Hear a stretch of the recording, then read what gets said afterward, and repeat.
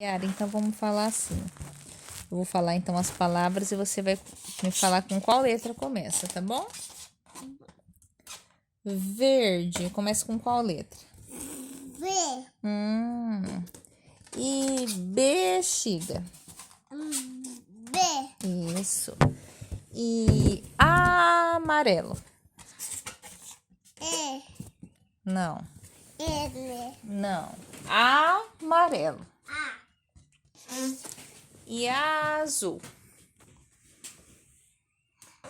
U. Azul. A. E dente. Dente. Dente. Que letra começa? D.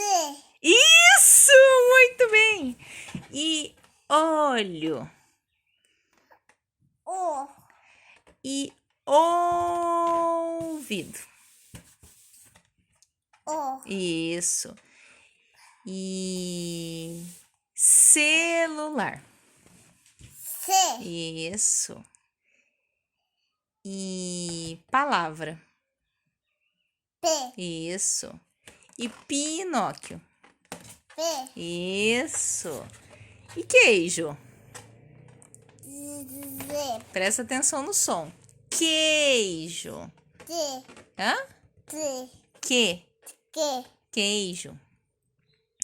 E deixa eu ver que palavra mais.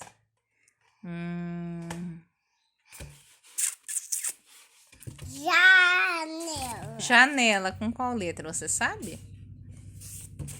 Já. Hã? G. É de já mesmo, mas o J e o A forma já. É o J de... Janela. É. Que palavra mais você sabe com J? JP, né? E tênis. T. Isso.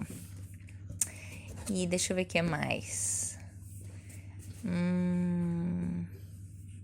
E unicórnio. Unicórnio. Unicórnio. Você sabe ou não? Não? Acabou? Fala só unicórnio. Deixa eu ver se você é esperta, se você sabe.